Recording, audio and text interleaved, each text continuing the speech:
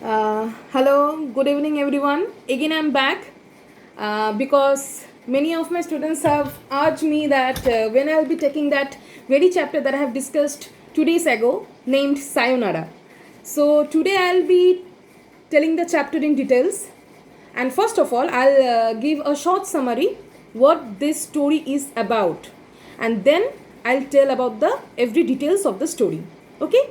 And there are kind of few difficult words in the story as far as I've seen. So I'll just note them down and then I'll tell you. Okay?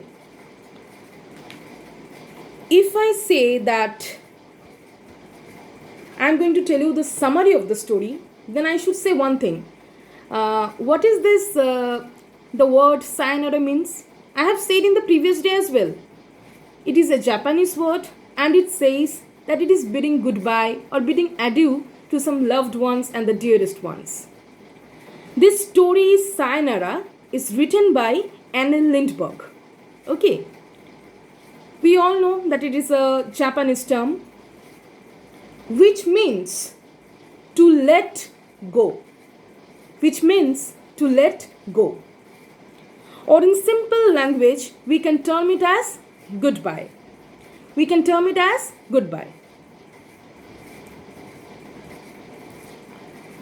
In this story, the author gives a pictorial view. A pictorial view. What does the word pictorial view means? Means a kind of view which will be presented as if a picture is being presented in front of you all. Okay. So here the author gives a pictorial view of the mother's emotion who says goodbye to his son when he is admitted to a boarding school. Now here comes the point for small children.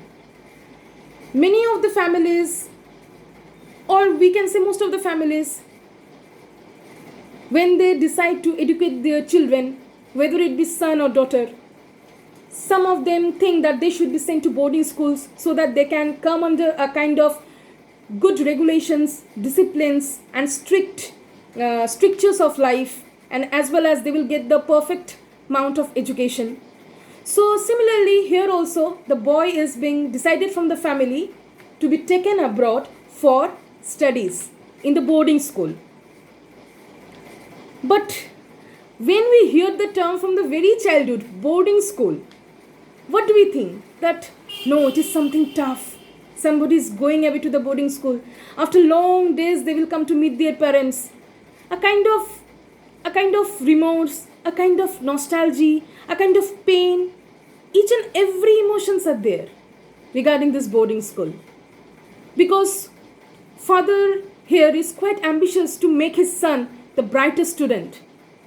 And the mother as well. But there is a kind of pang of sadness in mother's eyes as well as heart. Why?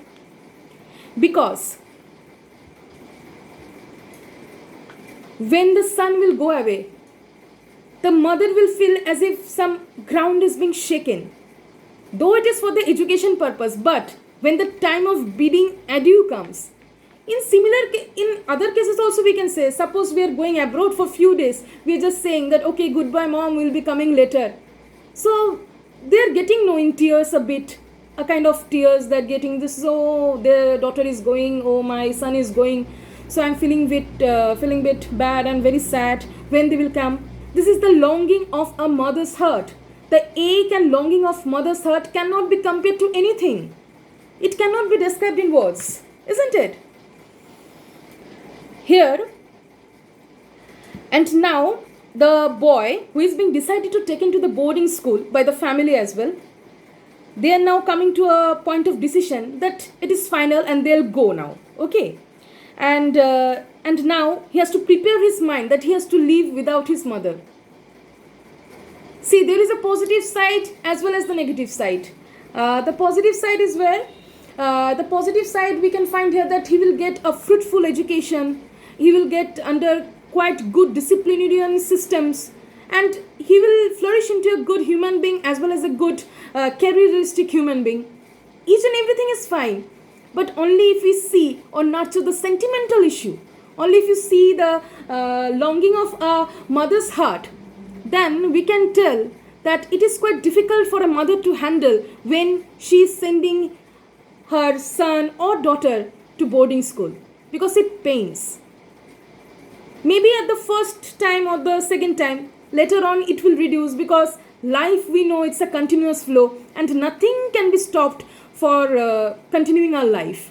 Even bad news, even a bad incident, each and everything, even good news also, each and everything passes away. But we have to continue with our lives. This is the system of life. So, even the mother has to survive with his son, without his son. But his mother has to do this because for the good, for the well-being of his son. She has to get mentally prepared for that. That no, my son is going and I'll have to stay back from my son at a distant place. But when the son will come back with lots of scholarships, with lots of educational degrees. See, degrees, I am not telling that it is the priormost thing, but still the education that will get in himself, that is the main achievement. When he'll come back with achievements, rather, I should say, when he'll come back with achievements, rather, then their parents will only get happy. But now the moment is very serious because the child is very small. But now the moment is very serious for their mother as well as father, because their small kid is going to the boarding school for long days, and they'll come after get a kind of great time gap. The father wants his son to be very successful person in life. So his father thinks it's a good decision to send his son to the boarding school. It's good.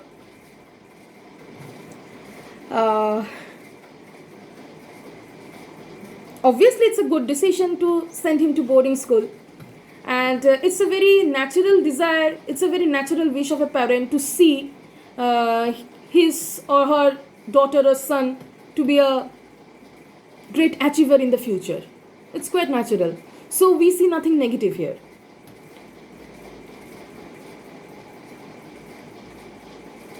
But the father is in confusion about his son's capabilities. Capabilities here does not mean only that whether he'll be able to adjust or not, that whether he'll be able to adjust in the studies or not. The father is also thinking that he is a very small kid. How he'll go through the whole round world, how he'll continue his lifestyle, how he'll manage to do all the duties by himself. This natural course of tensions are bound to come in parents' minds. So, with such a turmoiling mind and with such sort of a kind of sorrows as well as pain, as well as a feeling of hidden happiness, all together, a kind of mixed feeling, you can say, they are going to bid adieu to their son. So the story is mainly about the bond that is being shown between the mother and her son. When the son will go away to the boarding school, and by bidding adieu to his mother, how the mother feels, what the pangs of thorns or the pangs of sadness that the mother goes through is being depicted here in the story. So now, this is the summary of the short gist that I'm telling you. If I am going to tell you now the pages, see, the stories as per the book, as per the book that I have been given. Now we are most probably doing everything on online, so I have taken the chapters of the book in my mobile as well, and here I'll be going to the chapter, going to the same chapter, page number 17. That they have discussed about the chapter up to page number 16. Okay, so most of the students of this class can follow up. I stopped up to that very line, America. Now the line starts. Sayonara. The clatter of wooden clocks along the station platform, the flutter of kimonos. Please note down the words that you find difficult right now. For example, clogs, wooden clogs. Number 1, clogs. Note down the words that I'm telling, that is quite different or difficult in this very page, and you should note it down too. And the meanings, I'll decipher it later on. because I'll first tell you to search yourself the meanings. I'll explain the story, and if the meanings are not found, I'll also tell the meaning. But I want each and every small children to go and find the meanings by themselves. Okay. Clocks. Next, clatter. The meaning of clatter. Clatter is kind of sound, so you'll find the meaning. And then flutter. Then number 4, kimonos. Number 4, kimonos. Okay, then I'm proceeding again with the story. Sayonara, the clatter of wooden clocks along the station platform, the flutter of kimonos, babies jogging on their mothers' backs, men carrying 4 or 5 small bundles tied up in different colored furoshiki.